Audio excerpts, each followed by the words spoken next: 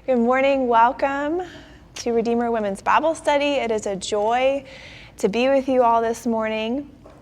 I'm going to apologize in advance. We're in that time of year where our house goes from air to heat often, right? And/or it just doesn't move.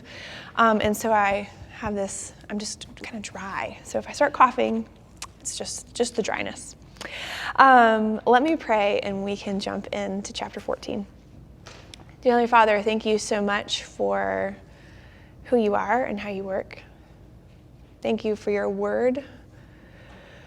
Thank you for your son, Jesus, your word incarnate. Lord, I just pray that you would open our hearts and minds to you this morning, that all outside distractions would flee, that you would fill this space, that you would also fill the spaces of those who are listening or watching online, that you would shield them as well from outside distraction, that we might just be able to focus on you and your story, focus on your goodness towards us, your dogged steadfastness of love towards us, Father. So just lift up this time to you. We thank you for this beautiful morning. We thank you for the flowers that are blooming, the light green that is popping up everywhere, the promises of spring, and the promises of Easter. And we just pray that we're able to see you more and know you more as we hear your word.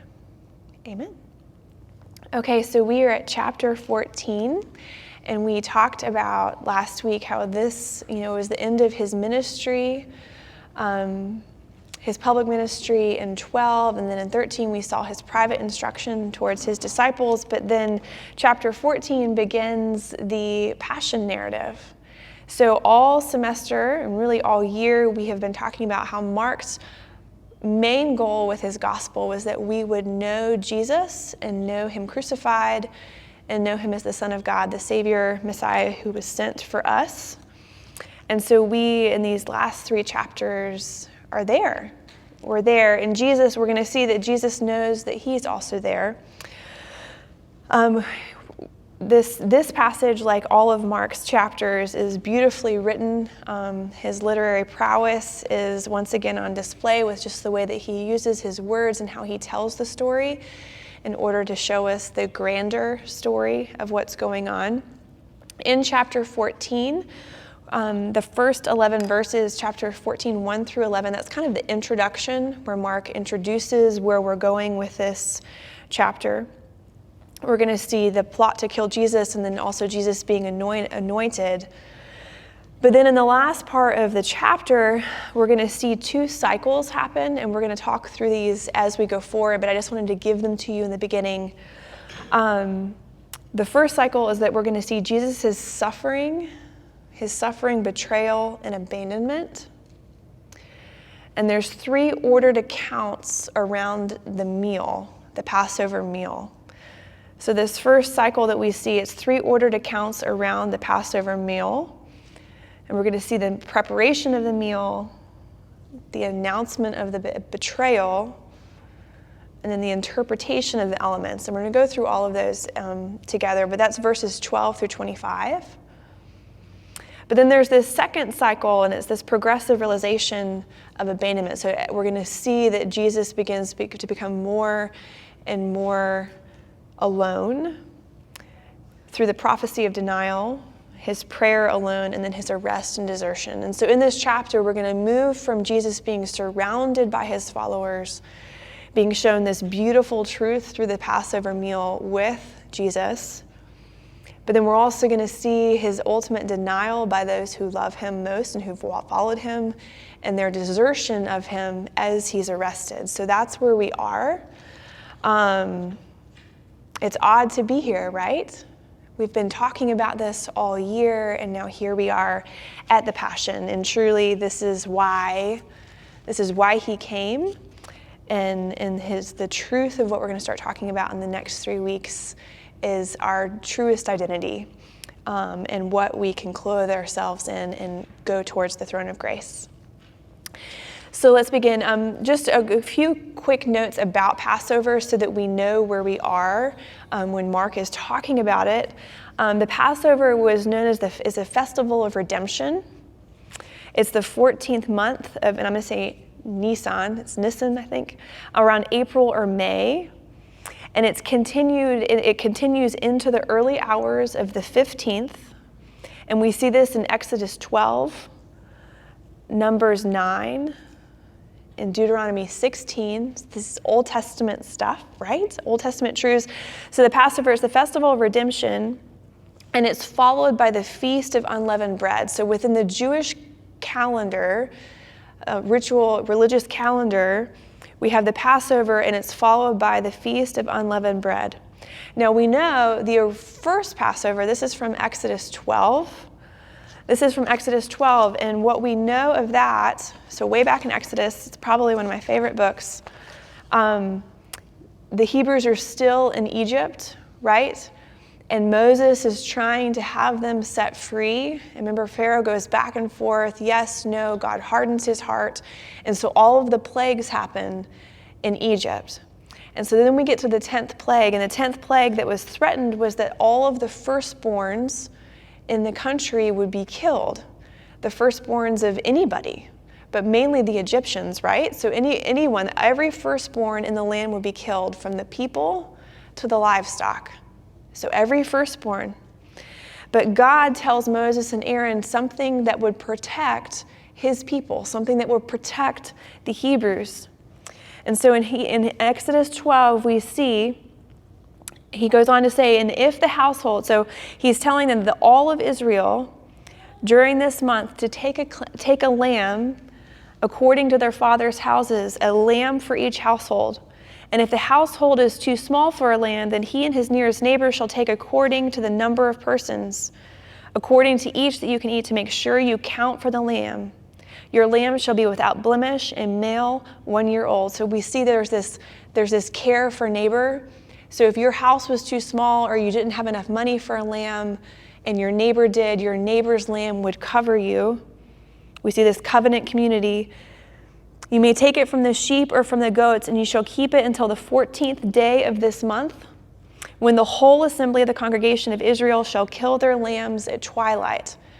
So while Jesus is having this feast, the Passover feast, all of the paschal lambs were being sacrificed at twilight.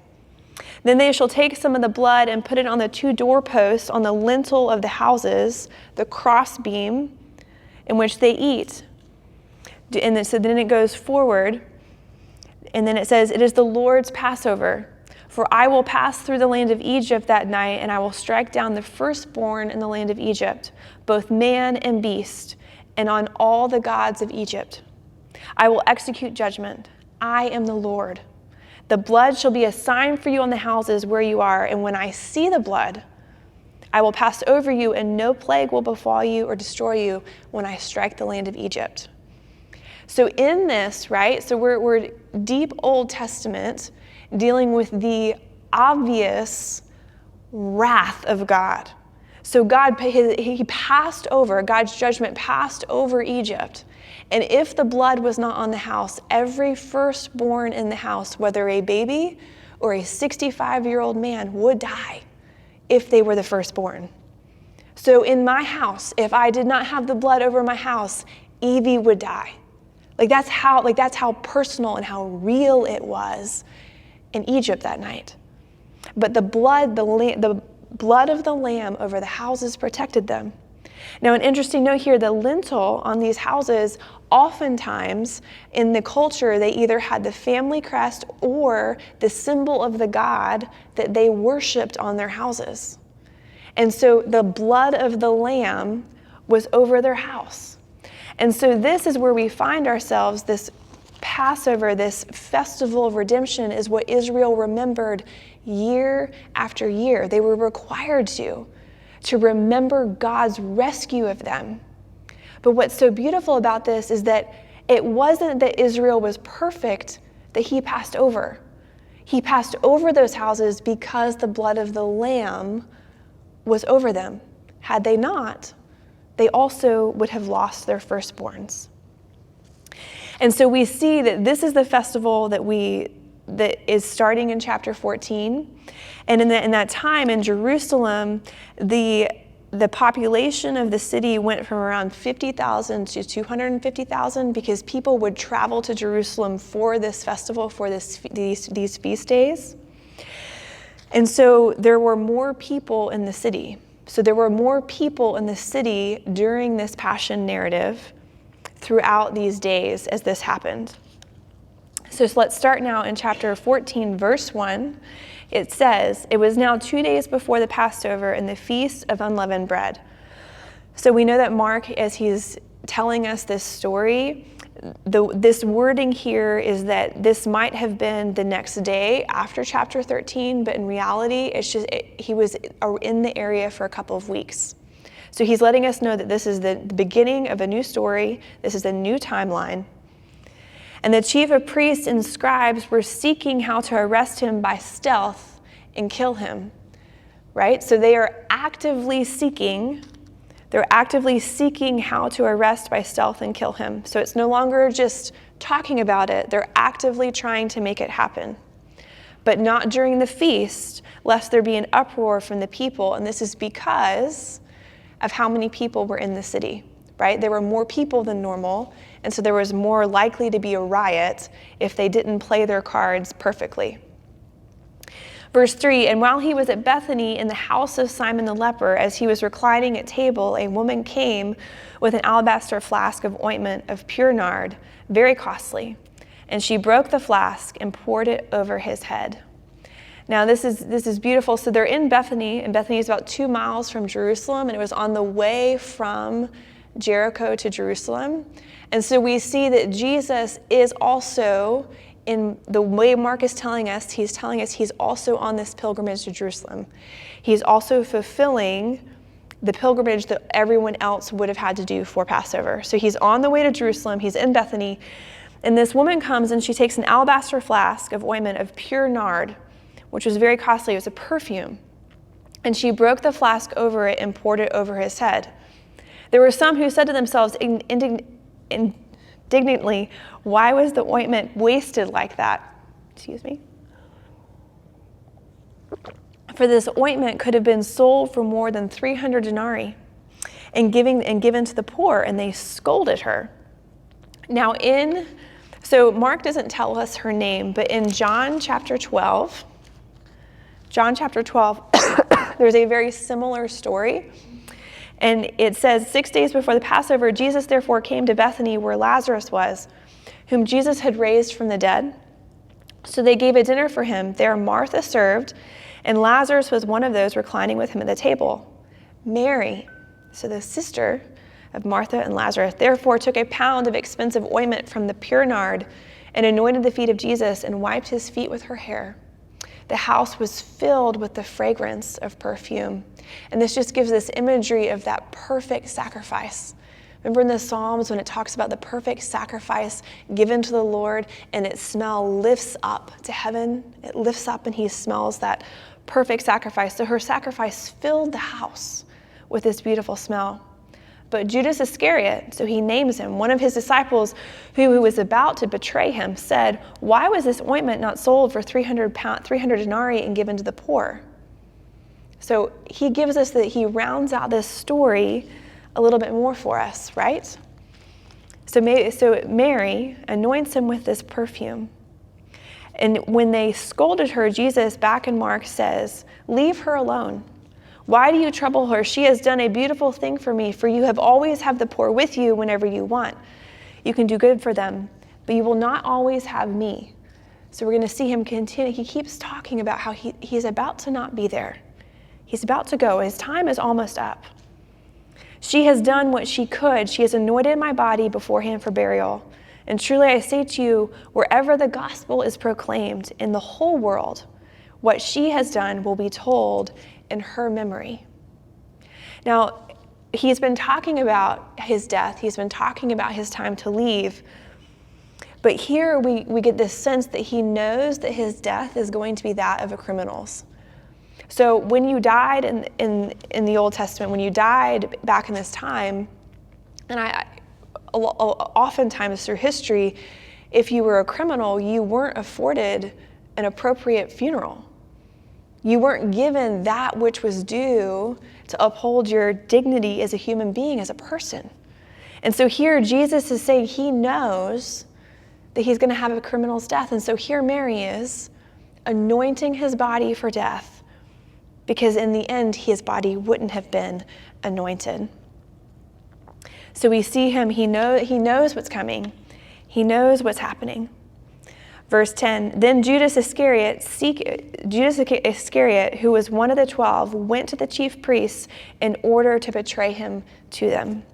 Now, in the original language, what we see here is that in the beginning of the chapter, in verse 1, when it talks about the chiefs and scribes were seeking how to arrest, in the wording here, when it says Judas Iscariot, who was one of the 12, went to the chief of priests, it's the same word used. So in our language, in English, they changed it a bit to flow with the story, but the root word, the base word, is the same word. So it's connecting. It's this intent to kill, this intent to destroy Jesus.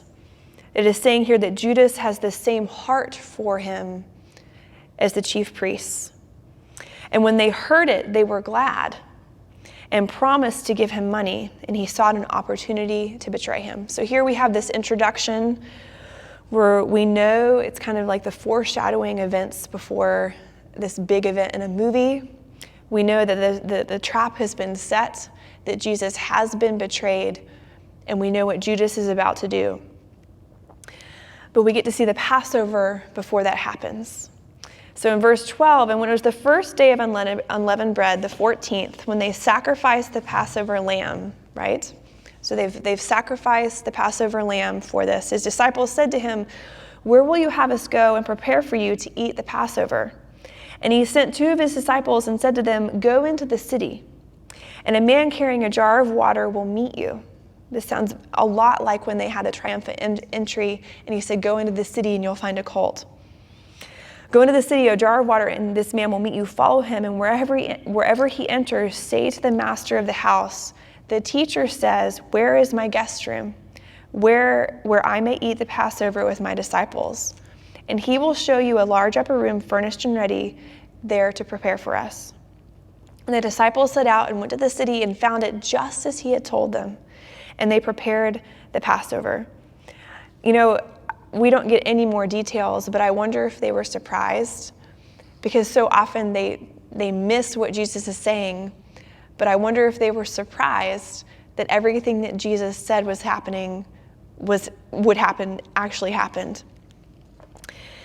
Verse 17, and when it was evening, he came with the 12. So the fact that it was evening, we're being told all the more that this would have been the Passover meal. Regular suppers were eaten mid-afternoon, but the Passover meal was eaten later in the day.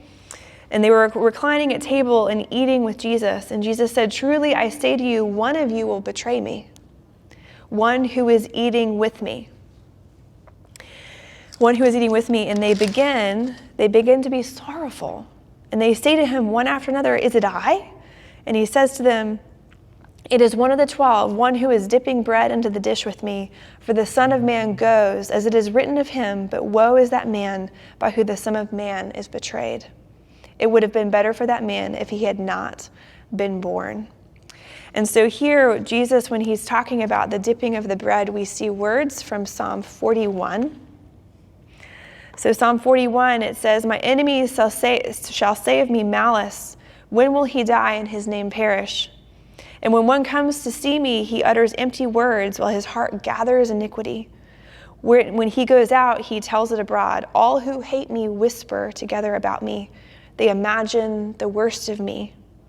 Sounds like the Pharisees and the scribes, those who hate him. Verse 8, they say a deadly thing is poured out on him. He will not rise again from where he lies. Even my close friend in whom I trusted, who ate my bread, has lifted his heel against me. So one of his friends, one of those who was with him, and Jesus knew who he was eating bread. And the sorrow of the disciples, it makes us wonder, did Judas also act sorrowful in this moment, knowing what he was about to do? knowing what he was about to do. And so in verse 22, we see Jesus acting as the head of family, because the head of the family would have led this meal. And as they were eating, he took the bread, and after blessing it, broke it and gave it to them. And they said, "Take, this is my body." And then he took a cup, and when he had given thanks, he gave it to them, and they all drank of it. And he said to them, "This is my blood of the covenant, which is poured out for many. Truly, I say to you, I will not drink again the fruit of the vine until that day when I drink it in the new kingdom of God." And so we see here Jesus recognizing that this was his last meal. He knew that he would not eat again until after what was about to happen. We see also Jesus instituting this new covenant in this terminology that we see him using in Exodus 24. Lots of jumping back to the Old Testament. In Exodus 24, verse 6, it says, "And Moses took half of the blood." So this is the covenant with Israel that Moses instituted with the 12 tribes of Israel. "And when he sent young men of the people of Israel who offered burnt offerings and sacrificed peace offerings of oxen to the Lord, and Moses took half the blood and put it in the basins, and half of the blood he threw against the altar. Then he took the book of the covenant and read it in the hearing of the people. And he said, all that the Lord has spoken," and they said, "all that the Lord has spoken, we will do. We will be obedient." And Moses took the blood and threw it on the people and said, "Behold, the blood of the covenant, and the Lord has made with you in accordance with these words." Now, what we know about this covenant is that Israel was not obedient, were they? They continually broke covenant with the Lord. Excuse me. But what we also know, going back to the original covenant with Abraham, in chapters 12 and 15 back in Genesis, what we know about that original covenant, and we've talked about this before, is that when God made that covenant with Abraham and they divided the animals, right? Most covenants, both parties walk through. But in that covenant, only God, the smoking pot, the presence of God, only God went through the pieces of those animals, basically saying, if this covenant is broken, let this happen to me. Let this happen to me. And so all of the blood that was ever shed was protecting us, even though we have always been the covenant breakers. And so here's Jesus. This is my blood, not the blood of the covenant. This is my blood of the covenant. See the change in the words? Which is poured out for many. He is speaking to that deep truth, that deep longing that from the beginning of time we have needed. Since Genesis 3, this blood has been needed. That's why there had to be daily blood spilt within the temple system. So this is my blood of the new covenant. We see the new covenant happening here. Jesus' words, Jesus is both instituting it, but that he is also the Paschal Lamb. He is also the sacrifice. Verse 26. And when they had sung a hymn, they went out to the Mount of Olives. And Jesus said to them, "You will all fall away, for it is written, I will strike the shepherd, and the sheep will be scattered." So we start to see him acknowledging that he's going to be alone. "But after I rise up, I will go before you to Galilee." And so here, this is where we see this beautiful grace spoken even before they actually desert him. It's like the grace spoken to us before we even realize how fully sinful we are. Even before they desert him, there's this sense of hope that they will be with him again, even after they desert him, even after he dies. But then Peter says to him, "Even though they all fall away, I will not." And Jesus says to him, "Truly I tell you, this very night when the rooster crows twice, you will deny me 3 times. But he said emphatically, "I must die with you. I will not deny you." And they all said the same. They all said the same. And that striking the shepherd and the sheep will be scattered, he's speaking words from Zechariah 13. So he's showing us that the prophecies of old are being fulfilled.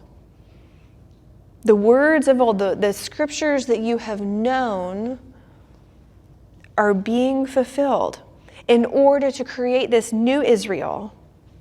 This new Israel where God will say, they are my people and I am their God.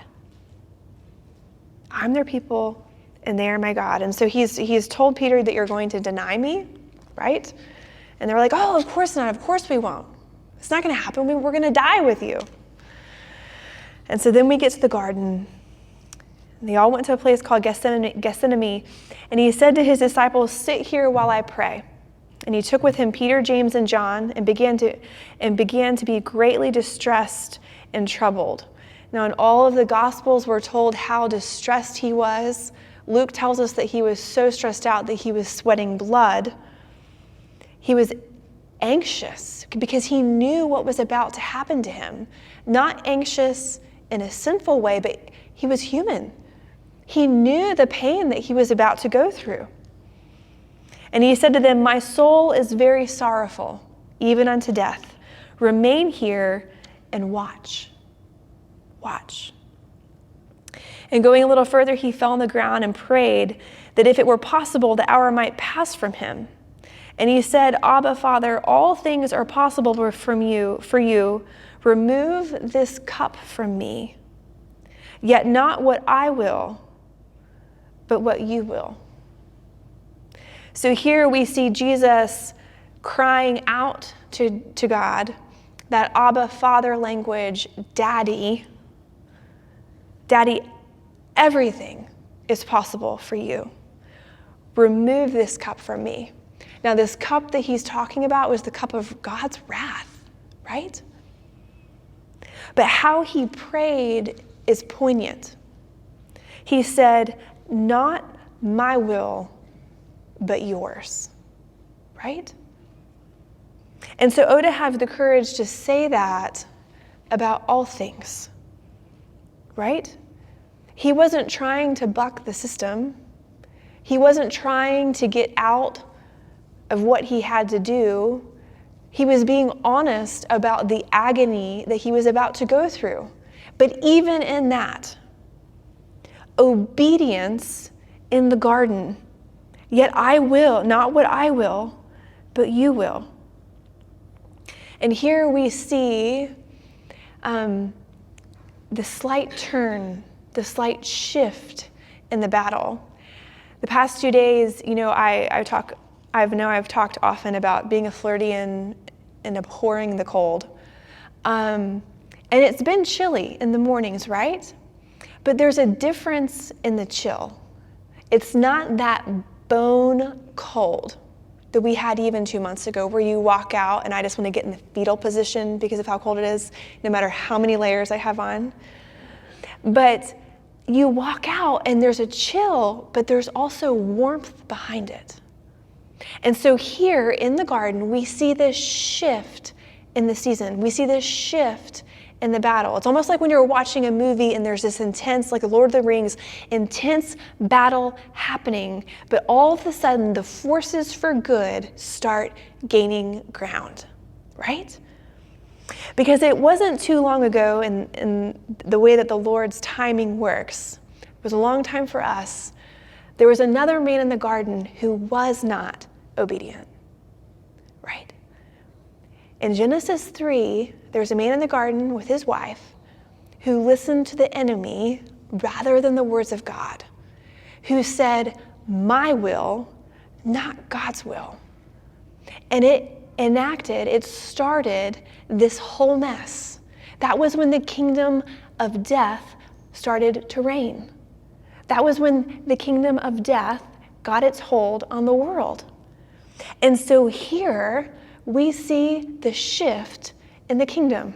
Here we see the obedience of the true Son, the true Adam, saying, God's will, not mine. And ultimately, it's starting the events where we will see death killed forever. Death's day will be done. God's wrath will be poured out on the cross, and sin will no longer have its hold. If the wages of sin are death, it will be crushed. And so here in this beautiful garden moment, we see obedience. And we see this man, also God, talk to his daddy, but also love you so much. He had you in mind here. He had all of us in mind here. Ever since Genesis 3, Mark 14 was also going to happen. That was in the story, right? It was in the story. So he says, I will, not what I will, but what you will. And he came out and he found them sleeping. And he said to Peter and Simon, are you asleep? Which I love because he just told him last chapter, don't fall asleep. Are you asleep? Could you not watch 1 hour? Could you not watch 1 hour? Watch and pray that you may not enter into temptation. The spirit indeed is willing, but the flesh is weak. And then he went away again and prayed, saying the same words. And again he came and found them sleeping, for their eyes were very heavy, and they did not know what to answer him. And he came a third time and said to them, are you still sleeping and taking your rest? It is enough. The hour has come. The Son of Man has been betrayed into the hands of sinners. Rise, let us be going to see my betrayer is at hand. So Jesus knew. We see his God-likeness in this. He knew the very moment when he had been betrayed. Verse 43, and immediately while he was still speaking, Judas came, one of the 12 with him with a crowd with swords and clubs from the chief priests and the scribes and the elders. Now the betrayer had given them a sign, saying, the one I will kiss is the man. Seize him and lead him away under guard. And when he came, he went up to him at once and said, Rabbi, and he kissed him. Now, I think in today's culture, it would be kind of weird. Like if someone was walking up and said, hey, Giorgio, and kissed Giorgio, that just doesn't happen, right? But it was culturally appropriate. They would walk up and they would kiss on the cheek their rabbi or their teacher. But it also would have been a normal signal. Like it would have been something normal that was happening. It wouldn't have been a surprise. And so then they laid their hands on him and seized him. But one of those who stood by drew his sword and struck the servant of the high priest and cut off his ear. Mark doesn't give us the details, but John tells us in chapter 18 that it was Peter who did this. And Jesus said to them, have you come out against a robber with swords and clubs to capture me? Right? They're treating him like a thug, like he was some physical danger to them, right? A murderer. Day after day I was with you in the temple teaching. So we know that some of these people in this crowd were from the temple. I was with you day after day, and you didn't seize me then. But let the scriptures be fulfilled. And they all left him and fled. So we see that even though they are sure that they want to bring him under charges and to kill him, they also know that they probably shouldn't be doing this. The things that we want to hide are often done in the dark. Verse 51, and as the young man followed him with nothing but a linen cloth about his body, they seized him, but he left the linen cloth and ran away naked. And there's thought that the linen cloths were usually worn by wealthier people back then. And so that some think that this was actually Mark putting himself in his own gospel. But really the way that it's written, we just see that Jesus is absolutely alone, and that the last young man with him, following him, left without any clothes on. That is how much he wanted to get away and not be caught with Jesus. He let his clothing be ripped off of him as he ran away. Verse 53, and they led Jesus to the high priest, and all the chief priests and elders and scribes came together, and Peter had followed him at a distance and ran into the courtyard of the high priest, and he was sitting with the guards and warming himself by the fire. Now the chief priests and the whole council were seeking testimony against Jesus to put him to death, but they found none, because he was innocent. For many bore false witness against him, but their testimonies didn't agree. And some stood and bore false witness against him, saying, "We heard him say, 'I will destroy this temple. That is made with hands, and in 3 days I will build another, not made with hands.'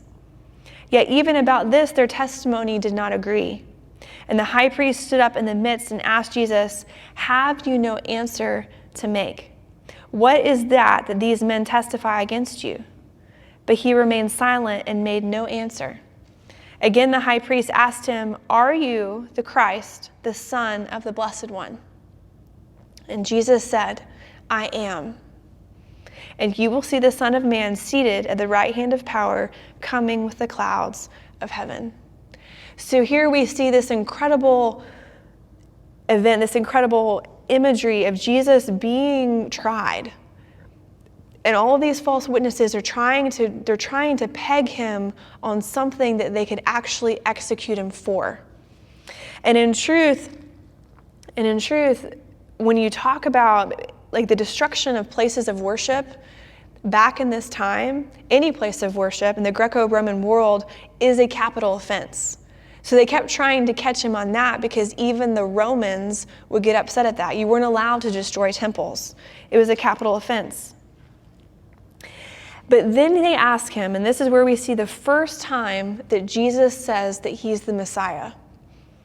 And the chief priest, the high priest, the one who should have known who he was, who should have rejoiced at who Jesus was, asked him, "Are you the Christ, the Son of the Blessed?"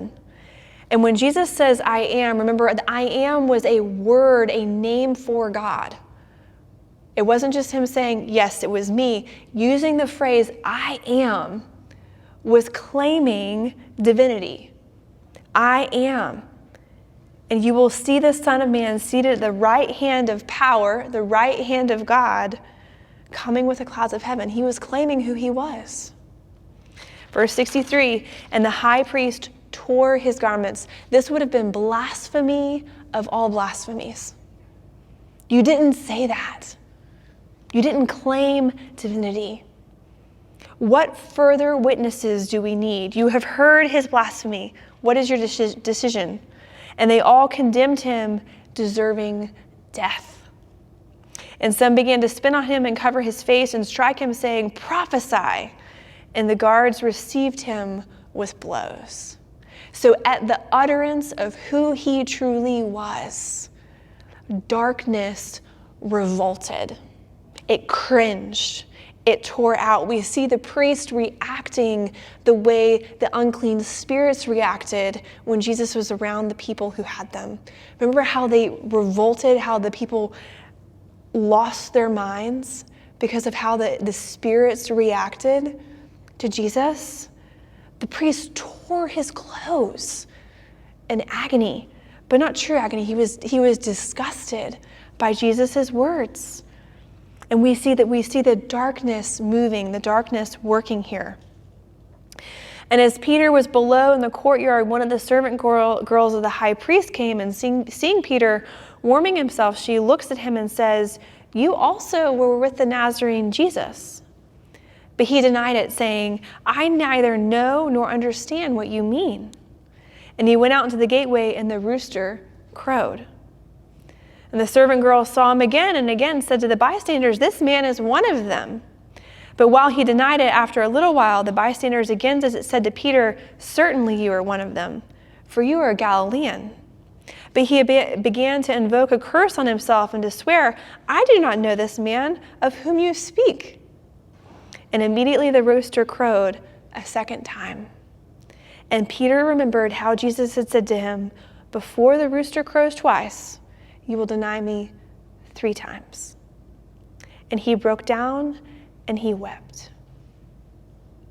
And so here, I think, of course, next chapter where we see Jesus mocked and beaten and crucified, it is a dire and dark chapter. But here, we see him be completely stripped and alone. He was followed and beloved, but those who were closest with him left. One ran away naked. And then Peter, who was one of the ones who got the personal lessons with him throughout. Remember, Peter was always the one who got called away and got those special words.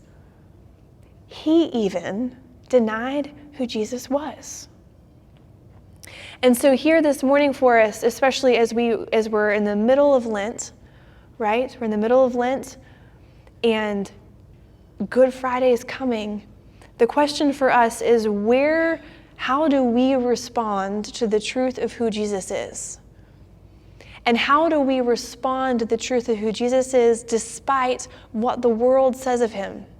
Because the world still reacts the way the great high priest did.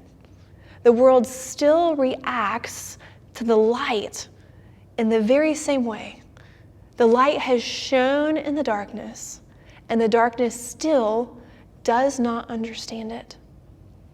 And so as we wrestle with these chapters, as we wrestle with the Passion, we need to think about what Jesus really fulfilled, how the rebellion in the garden in Genesis 3 is being righted by his true obedience, and how the death that we inherited in the garden is being killed and poured out.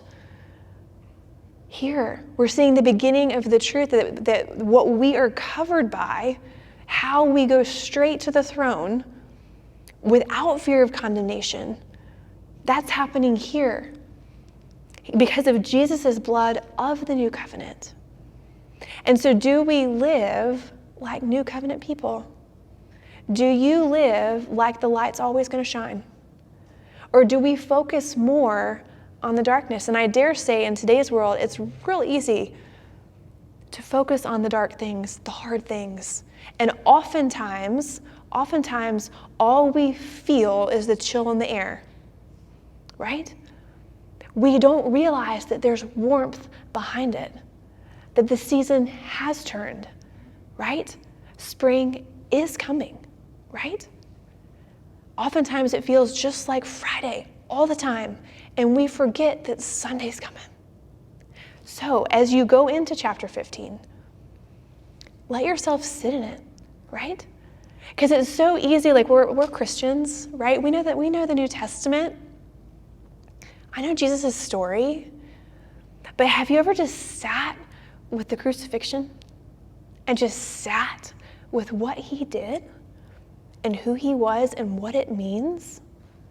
So allow yourself in this next week as you study chapter 15 to just sit with it and wrestle with it and sit in your sin. Peter is sitting in his denial of Jesus, unable to talk to him, unable to say, hey, I'm sorry for denying you.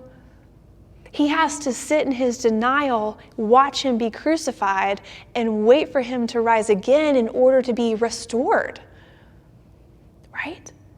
We don't have to wait like that, but there's this moment of recognizing and allowing our denial of him to realize it, but then to also sit with what he did. Because there's safety in that, because guess what? Chapter 16 is coming. Sunday's coming. You are Easter people, and you're covered by that, even as we wrestle with these hard things. Let me pray. Heavenly Father, thank you for who you are. Thank you for your goodness. Lord, thank you for your Son, for his obedience. Thank you for your good word to us, Father. I pray that you would write it on our hearts, that you would change our hearts, Father, that you would take out our hearts of stone and give us soft hearts to love and to forgive and to give grace, just as you have poured out your grace all over us. I pray that you would go with us in our going out and our coming in, that you would go ahead of us and behind us. Protect us, Father, throughout our days, and bring us all back again next week. Amen.